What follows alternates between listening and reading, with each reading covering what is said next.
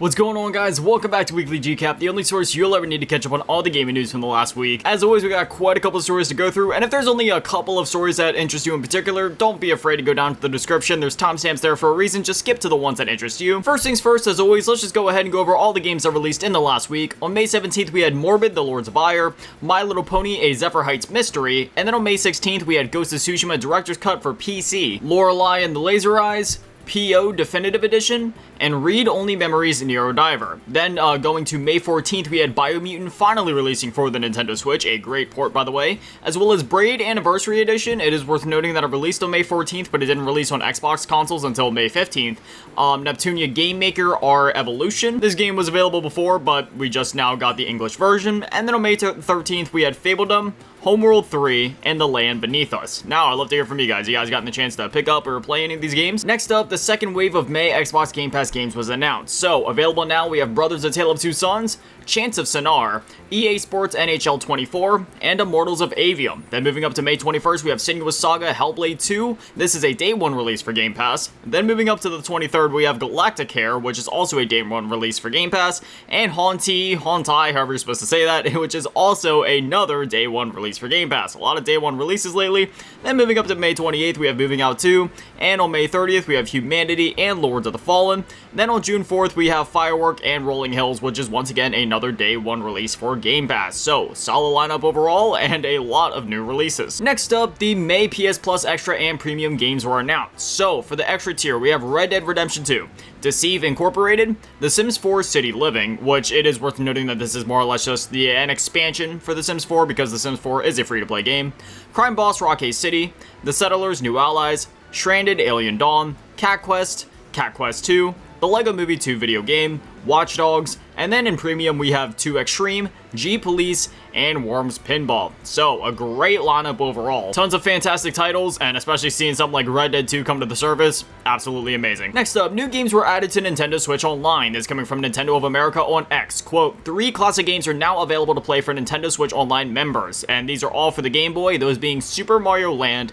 Alleyway, and Baseball. So, Super Mario Land, it's kind of interesting that it wasn't there before considering we had Super Mario Land 2, but if you haven't played this one before, I highly recommend it. It was the first handheld Mario game, and much like the other NES Mario titles, it won't take you too long to play through it, nor is it a very hard game, but it was, I will say this, for a Mario title, especially one from that era, it's quite innovative. There's literally like side-scrolling shoot-'em-up sections. I'm not kidding. Definitely check this one out. Next up, Dragon Age Inquisition is free on Epic Games. Now, it is worth noting that this is the Game of the Year edition, which means you're going to be getting a ton of free content alongside of it. This will be free until May 23rd at 11 a.m. EST, and you might as well redeem it because there's no better price than free. Next up, Assassin's Creed Shadows was finally officially announced. Now, the codename was announced a while ago as being Assassin's Creed Red, but now we have the official name, that being Shadows. You dropped a whole cinematic trailer. Unfortunately, no gameplay, but anyway, we'll go over to the site, and they have like a whole description, release date, everything. So, quote, coming November 15th on Xbox Series X and S and PlayStation 5, Ubisoft Plus, Amazon Luna,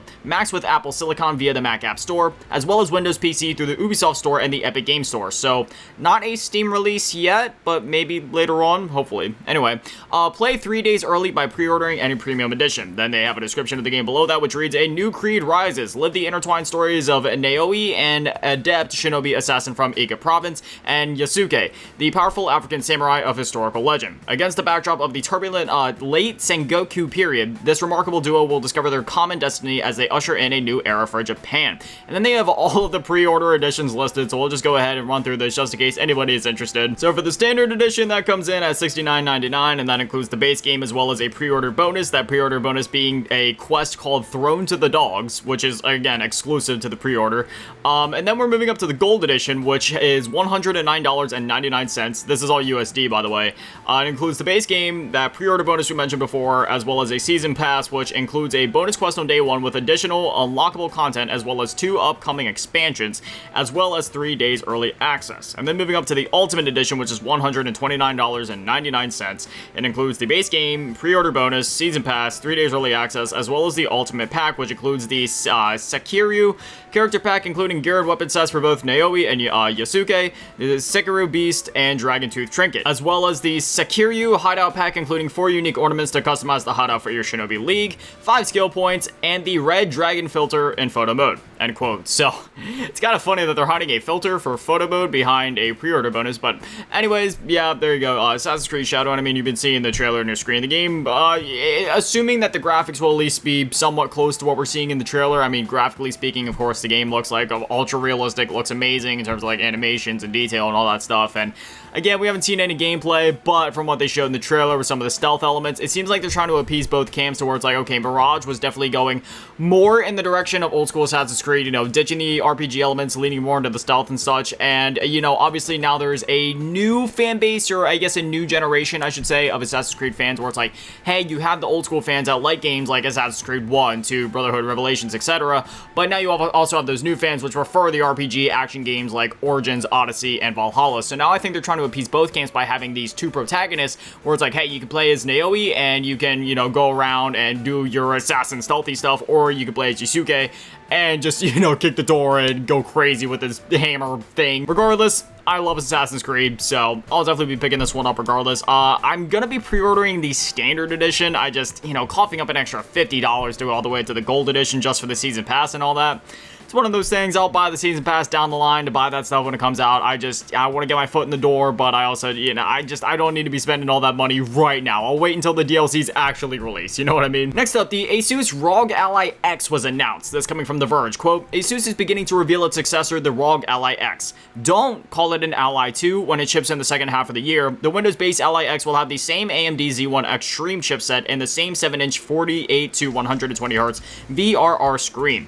The newly black-colored handheld will have a substantial battery life improvement, Asus SVP Sean Yen tells The Verge, quote, we're not looking at 30 to 40% more capacity, we're looking at way more than that. Battery isn't the only change Asus is talking about today. The Ally X is about addressing many of the community's top priorities for how to revise the original. Quote, we think about a battery and storage, graphics and memory, ports. Our goal is to fit as many of those as possible into a device like this. Again, no specs today, but Asus says the Ally X should now have more than its current 16 gigabytes of RAM so that you can allocate lots of it to the GPU without impacting the rest of the system. It should have a longer M.2 to a 2280 SSD slot, so buyers can more easily find and purchase larger SSD upgrades than the current M.2 2230 allows. The handheld will be slightly heavier due to the larger battery with revised grips and slight tuning to things like the D-pad, joysticks, and triggers. Asus says the Ally X's improvements will come at a cost. The Ally X will start at a higher price than the original. The original 2023 ROG Ally will also continue to stick around and may see discounts.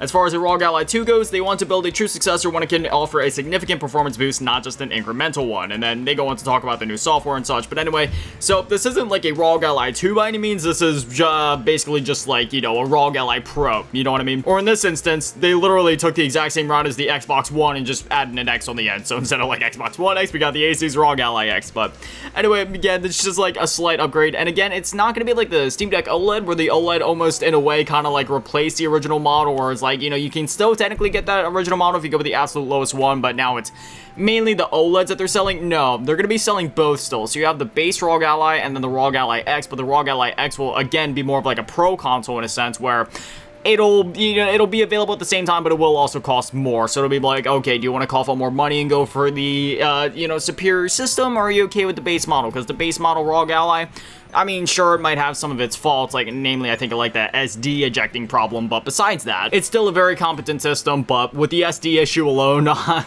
would probably be enough for me to kind of, you know, skirt towards the Ally X. But regardless, we don't have an official date or, you know, too many official details at this time, but they will be talking about it in a month or so. So once we get some more concrete details, like release dates, prices, all that, then we'll talk about it more. But, you know, it was officially announced by Asus, so I figured we'd like to talk about it today. Next up, Xbox has announced a interesting new feature. So this is pre-downloads for updates. This coming from Xbox. Quote, Xbox insiders can expect something new coming to their Xbox update preview. So again, this is currently just for Xbox insiders, but we can expect it to come to the public at some point as long as this goes well. So they're going to say, update pre-download. Games that enable support for update pre-download will allow updates to be downloaded days before they are scheduled to release, so you can jump in and start playing right when the update goes live.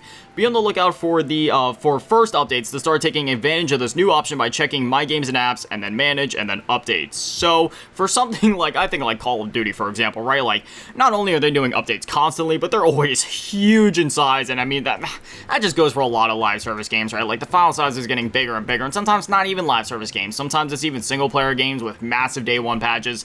This will be very nice, especially for those folks that are less fortunate and are, you know, have like slower Wi-Fi, where sometimes it will take them days to download games or updates, for example. Obviously, we've been able to pre-download games for a long time now, but now having the ability to do that with the updates, just due to how big updates are getting, I think this is a great step in the right direction. Next up, Nintendo Switch is removing X, formerly Twitter, integration. This coming from Nintendo of America on X, quote, as of June 10, 2024, it will no longer be possible to post screenshots and videos to X, formerly Twitter, from the Nintendo Switch's album or send friend requests to social media users via the friend suggestions feature, end quote. So this isn't very surprising. PlayStation did the same thing just a couple of months ago, and it's just due to the fact that now for some reason X, aka Twitter, is charging these companies a lot more to have this integration. Doesn't really make a lot of sense because, I mean, clearly they're losing a lot of partners in the process. It just isn't worth the cost for these companies, especially when, for the most part, they all have their own, like, you know, video slash photo sharing ecosystems like PlayStation does, Xbox does, and Nintendo.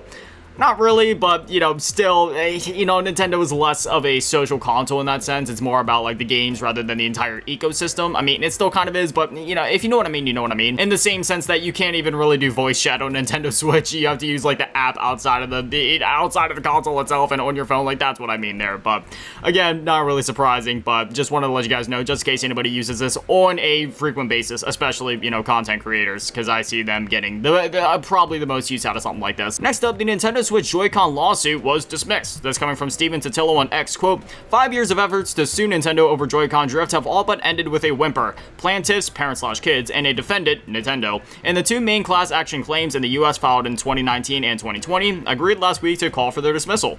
And then he goes on to, you know, link the official documents and write-ups and all that stuff. The only reason I bring this up at all is just because I find it funny how much these large corporations can get away with without ever having to make any official statements. Like, sure, Nintendo has made some official statements, I guess. They've extended warranties in certain countries and such, but like, by the time that things actually get to court, how many times has Nintendo actually had to take the stand? You know what I mean? Think about the whole Dolphin situation months and months ago. That just, you know, dropped immediately. The whole thing with Yuzu dropped before it got to court. Sure, there were still some things that happened with the courts and lawsuits and stuff like that, but everything was just dropped. And now we have Joy-Con drift, and once again, everything was just kind of dropped. So, again, just something I found interesting. I was hoping for a bit of a better solution to this. Like, hopefully maybe this time the consumers would win, because Joy-Con drift seemed to be a huge issue. I mean, me personally, I don't know if they ended up changing the Joy-Con somehow, but I mean, I bought like a Switch OLED a while ago, and at this point, like, I haven't had any Joy-Con drift with this one, so I don't know if, like, behind the scenes they low-key, like, did something where it's like, hey, you know, these aren't gonna drift as much, you know, put these out and replace them with, you know, whatever other Joy-Cons are out there right now. Either that, or maybe, you know, they just, like, pushed them out and then hoped that the original run of Joy-Cons would officially run out of stock. But regardless, it seems like this conversation has just died down a lot online, so I don't know if this is a situation of where, like, it hasn't been happening as much anymore, or maybe people have just... I mean, I really don't know. I feel like I haven't been hearing about it as much lately. But as with many law court situations with Nintendo, yeah, it was a pretty peaceful and quiet ending to it. I mean, it's just settled outside of court, almost as always for them. Next up, Sony has appointed 2 new CEOs. This coming from SonyInteractive.com. Quote, Sony Group Corporation and Sony Interactive Entertainment, aka SIE, the company behind PlayStation, today announced the new leadership structure of SIE. Effective June 1st, 2024, Hideaki Nishino will be appointed CEO of SIE's Platform Business Group, and Herman Holtz will be appointed CEO of SIE's Studio Business Group. Hiroki Totoki, who has been serving as interim CEO of SIE, will serve as chairman of SIE, in addition to his role as president, COO, and CFO of Sony Group Corporation. Nishino and Holtz will report to Totoki and intend to collaborate closely to strengthen each core business while maximizing synergies at SIE. End quote. So obviously, a couple months ago at this point, Jim Ryan left, and now they have found 2 people to fill his spot from before. So I do remember hearing Jim Ryan saying how much, you know, came along with being a CEO of a company like this, which, you know, that's to be expected, but it does really seem, at least from the way he was explaining it and just some of the responsibilities that we know CEOs have, I mean, it is a lot just for one person to tackle, and the fact that they were able to find, like, 2 unique branches for 2 different people to be CEOs of, I feel like that really just kind of emphasizes that point. So I see this as a net negative and a net positive in the fact that all of this load won't just be on, like, one person to to try to handle everything, you know what I mean?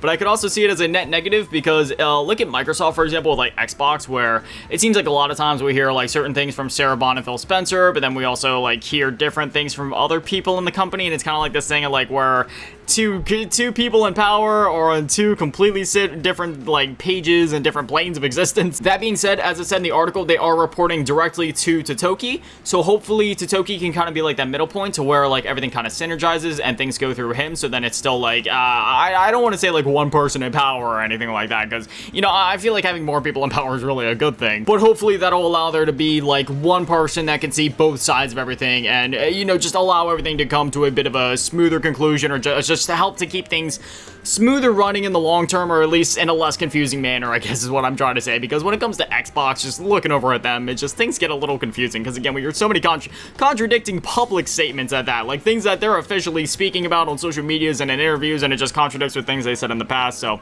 hopefully something like that doesn't happen here, but again, the branches that they're in charge of are different enough to where I don't think that would actually be an issue. Regardless, I'm excited for the future of PlayStation, and let's hope that everything goes good here. Next up, Microsoft is launching their own mobile store. Now, we've known about this for months at this point, but recently Sarah Bond had an interview, which, if you know, you know, but during that rather awkward interview, she spoke about their upcoming mobile store that they plan to launch soon. This coming from The Verge, quote, Microsoft has been talking about plans for an Xbox mobile gaming store for a couple of years now, and the company now plans to launch it in July. Speaking at the Bloomberg Technology Summit earlier today, Xbox President Sarah Bond revealed the launch date and how Microsoft is going to avoid Apple's strict App Store rules. Quote, we're going to start by bringing our own first-party portfolio to the Xbox mobile store, so you're going to see games like Candy Crush show up in that experience, games like Minecraft, says Bond. We're going to start on the web, and we're doing that because that really allows us to have it be an experience that's accessible across all devices, all countries, no matter what, and independent of the policies of closed ecosystem stores. Although Bond alluded to games in an actual store in her statement during her interview at the Bloomberg Tech Summit, a statement provided to The Verge paints a slightly different picture. Quote, this year we will debut our first mobile offering where mobile players can find deals on their favorite in-game items and discover new games, starting on the web so players can access it everywhere, Bond says. This web-based store is the first step in our journey to building a trusted app store with its roots in gaming, end quote. So the store will be focused on first-party mobile games from Microsoft's various studios, which include huge hits like Call of Duty Mobile and Candy Crush Saga. Bond says the company will extend this to partners at some point in the future too. While games will naturally be a part of the store, it sounds like the key parts of the Xbox experience will also be available. Bond argues there isn't a gaming platform and store experience that, quote, goes truly across devices where you are, your library, your identity, your rewards travel with you versus being locked to a single ecosystem. So Microsoft is trying to build that with its Xbox mobile store. Microsoft had also been building this store in anticipation of companies like Apple and Google being forced to open up their mobile app stores, but it's clear the software giant isn't willing to wait on the Digital Marks Act to shake out in Europe or any potential action in the US, end quote. Now, I know that was a long-winded reading session, so let me just go ahead and kind of like bring this back for a moment and just kind of like summarize the main points. So the main points here are that while yes, they are launching the store in July, this isn't going to be your typical gaming app store on mobile. This is essentially just going to be a store where you can buy in-game items, potentially at a discount, or possibly they'll have like exclusive items. Think of sometimes how like Amazon Prime, for example, will give you like cool in-game rewards for certain games like Call of Duty or Fallout 76, for example. So yeah, it seems like that's gonna be the type of thing here where you can like go in there and buy like COD points for COD Mobile or buy lives in Candy Crush inside of the store. And furthermore, this isn't gonna be like the typical app store that you have on your phone where you just click it, open the app, get to the thing. It's only gonna be accessed through the web, which I guess at that some point will kind of link somehow to the games that you have on your phone, whether it be through accounts that you sign into, or maybe it'll just be able to detect that you have the game on your phone and how to apply it to, you know, the account or whatever that you're using for that game. Or heck, maybe they'll introduce like a Microsoft account to these games that kind of like link everything up. I'm not exactly sure, but again, you're not going to be downloading actual games from these. It's just going to be like in-game items, like again, lives for Candy Crush or COD points and COD Mobile, so that'll be interesting.